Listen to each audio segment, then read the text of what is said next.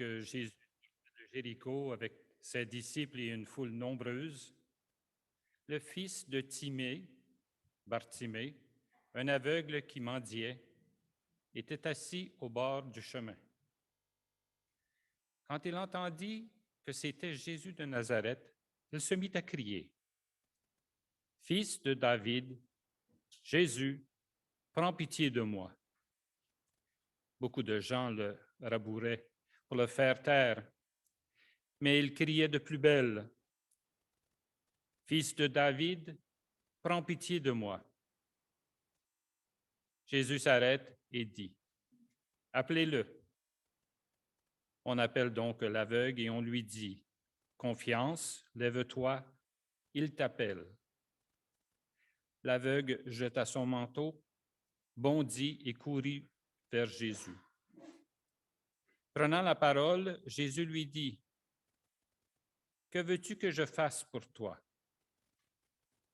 L'aveugle lui dit, « Rabouni, que je retrouve la vue. » Et Jésus lui dit, « Va, ta foi t'a sauvé. » Aussitôt, l'homme retrouva la vue et il suivait Jésus sur le chemin. Acclamons la parole de Dieu.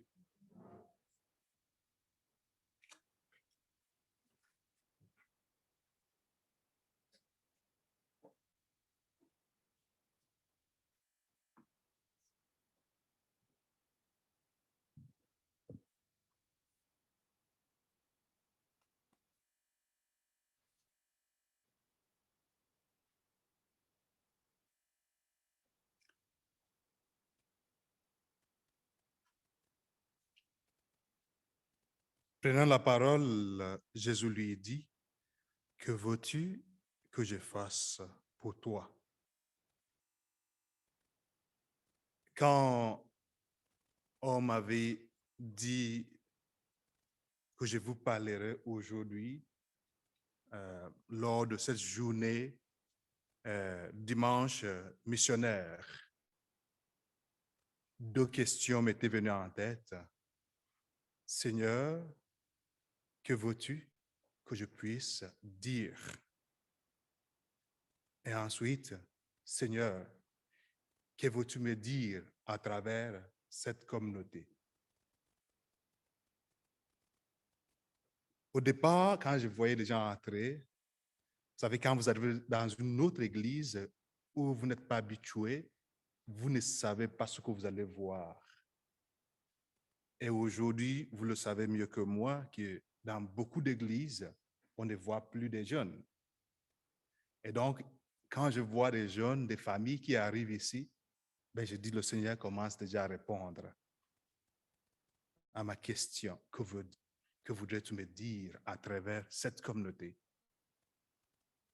Parce que votre communauté, enfin, me fait penser à ce que Paul avait dit quand Paul est arrivé dans la communauté des Éphésiens. Il a pris le temps pour faire le tour de la ville. Et à la fin, il arrive à l'aéropage, il dit au peuple, il dit, j'ai fait le tour de votre communauté et j'ai trouvé qu'il y a une grande foi dans cette communauté. Parce que j'en ai trouvé autant de dieux et même que j'en ai trouvé un Dieu inconnu de qui je voudrais vous parler. Un Dieu inconnu. Parmi tout ce que Paul a trouvé, ce qui lui a plu de parler, c'est celui qu'on ne connaît même pas de tout. Et donc, arrivé ici, voyant toutes sortes de communautés, des jeunes, des aînés, des noirs, des blancs, toutes sortes de personnes ici, je me dis, voici une communauté, voici une église de demain, une église où on est tous dans une famille où notre identité n'a plus d'importance, où notre origine n'a plus rien à apporter, où ce qui nous réunit, c'est être autour de celui qui est mort pour nous sur la croix. L'Église est une famille, c'est un mosaïque où chacun vient comme on vient comme pécheur, comme des saints, comme des personnes qui ne comprennent rien, comme des personnes qui n'ont même pas envie de chanter ou de parler. On veut se mettre là. Mais c'est un endroit où on vient tel qu'on est. Aujourd'hui, je vous parle parce que j'ai eu la chance de venir sur la côte nord. Et le diacre me faisait voir la première lecture où on avait dit, je ferai sortir mon peuple du pays du nord. Moi, je suis au nord. Et pas seulement au nord, mais des vrais nord. Vous savez, je viens du Nigeria, un pays du sud, où normalement de fois il fait à peu près 36. Et en 2014, en décembre, en tout cas 2014, j'ai accepté un défi que je ne savais pas le contenu. On m'avait proposé une mission. J'ai dit, OK, allons-y. Je ne savais pas de quoi il s'agissait. Sauf qu'atterri à Montréal un 21 décembre, je me dis, il fait froid ici. Et 2 jours après, le 23, ben, on me catapulte sur la côte nord, à Sept-Îles. Est-ce qu'il y a des gens qui connaissent Sept-Îles ici? Oui, si vous connaissez Sept-Îles, c'est loin. D'abord, vous allez faire d'abord, à peu près, je ne sais pas combien d'heures ça prend pour arriver à Montréal, mais il vous faut au moins 12 heures, 11 à 12 heures pour arriver de voiture pour arriver à Sept-Îles. Et ça, ce n'est encore rien de ce que je vivrai comme expérience. Et cette année-là, il faisait moins 36.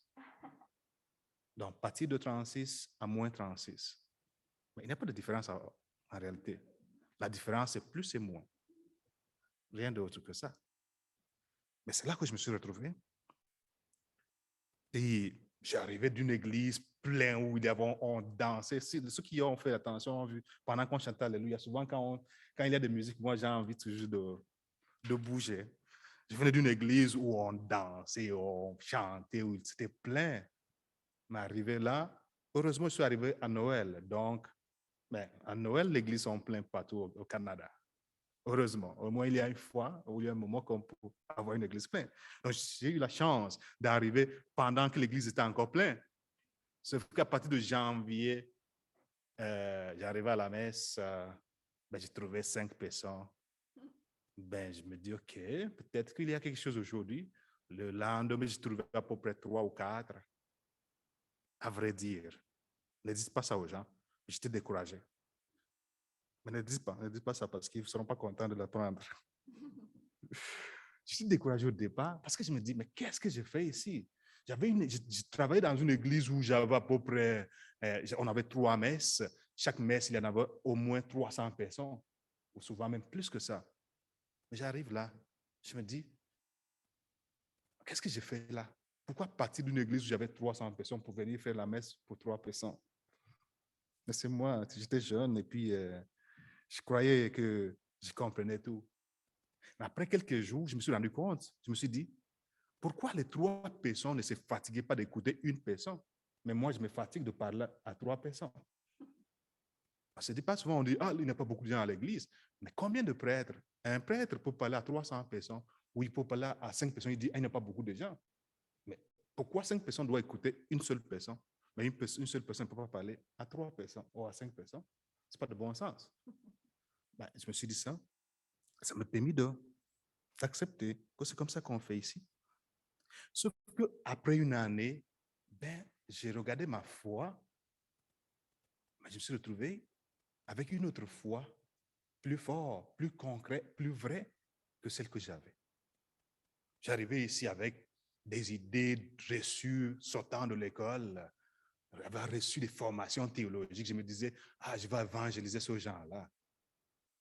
Sauf qu'après une année, je me suis rendu compte, ce n'était pas moi l'évangélisateur, c'est moi qui étais évangélisé.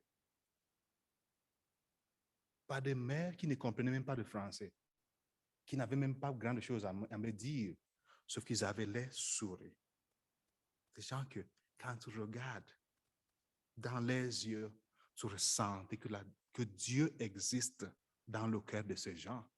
Des gens qui ont des histoires tristes, qui ont connu des expériences impossibles à vivre, qui, quand ils te parlent de ce qu'ils ont vécu, de ce qu'ils ont traversé, tu te demandes, mais pourquoi ils croient encore à Dieu? Des gens qui ont refusé de succomber, des gens qui ont refusé de se laisser emporter par tout ce que l'histoire englobe, qui ont continué à aimer Dieu, même quand on ne savait plus pourquoi ils doivent l'aimer. Aujourd'hui aussi, c'est le cas de chacun de nous. Je sais, beaucoup d'entre vous, les gens vous demandent pourquoi vous allez encore à l'église. On vous dit l'église n'a plus sa place. L'église catholique est démodée. L'église catholique est voie à la mort. L'église catholique est telle ou telle autre chose. Mais pourquoi vous êtes là? Je sais que ce n'est pas pour les prêtres, ça c'est sûr. Je sais que c'est pour le pape.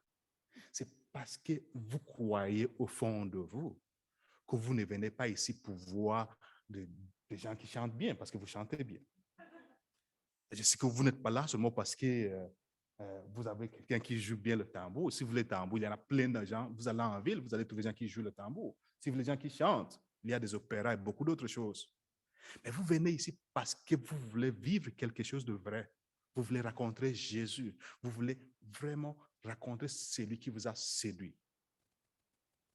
Vous savez, la foi, c'est pas... Souvent, les gens pensent que je crois en Dieu. La foi, ce n'est pas des textes écrits.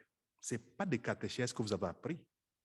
C'est l'amour d'un Dieu qui s'est donné sur la croix, non pas pour le curé, non pas pour le Père Angèle, non pas pour moi, mais un Dieu qui s'est donné pour chacun de nous.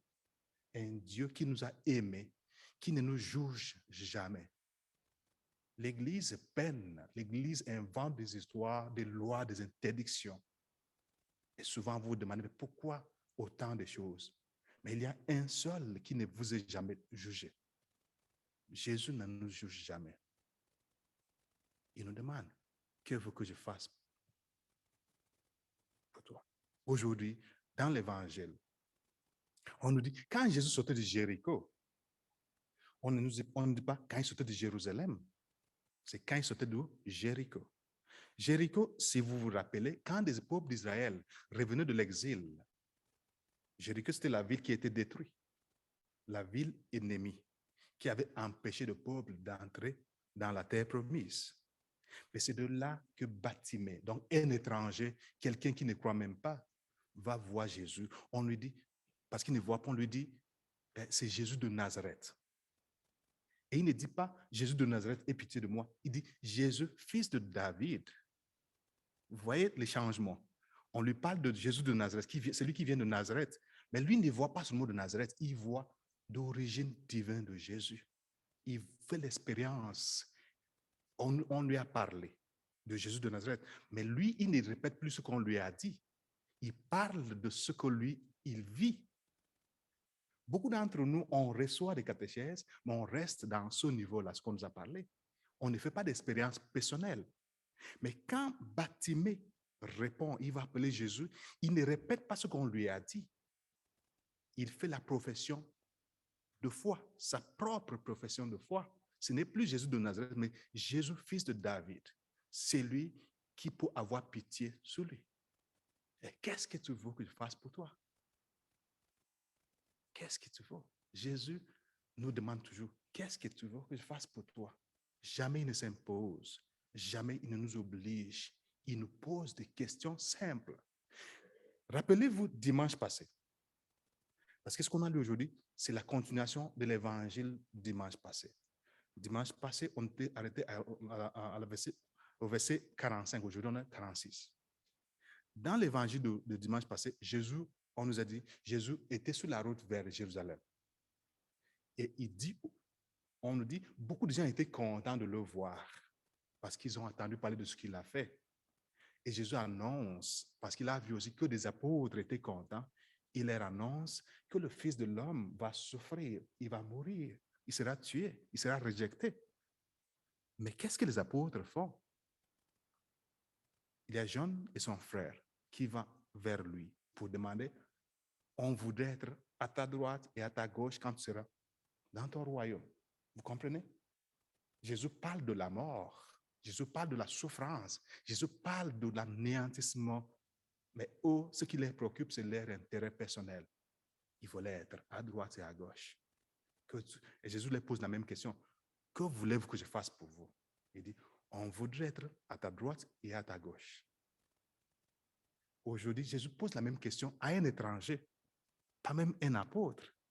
Il demande à Bartimée, un étranger, que veux-tu que je fasse pour toi? Il ne voit pas la gloire. Il veut vraiment avoir une vie changée. Non pas pour les gloires, mais être proche de Jésus pour le voir, que je vois.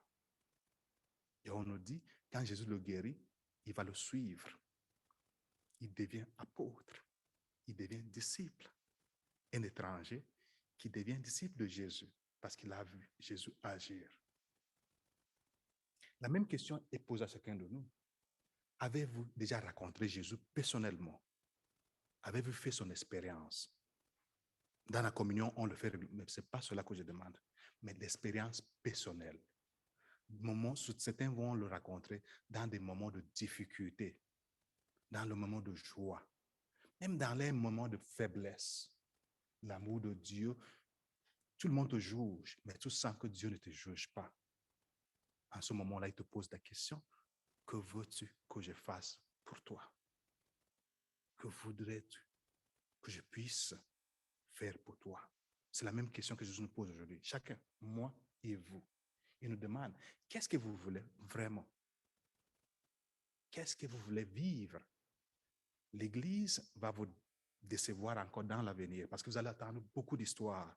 Vous allez attendre autant de choses. Mais la question reste toujours, est-ce que Jésus nous déçoit? Non, jamais. Il est toujours là.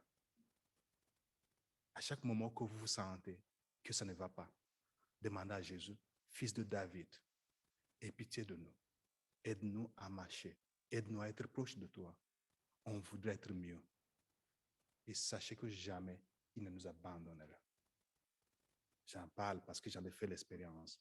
Et ce que vous aussi, vous le faites régulièrement. Suivons celui qui est mort pour nous sur la croix. Le reste ne nous appartient plus.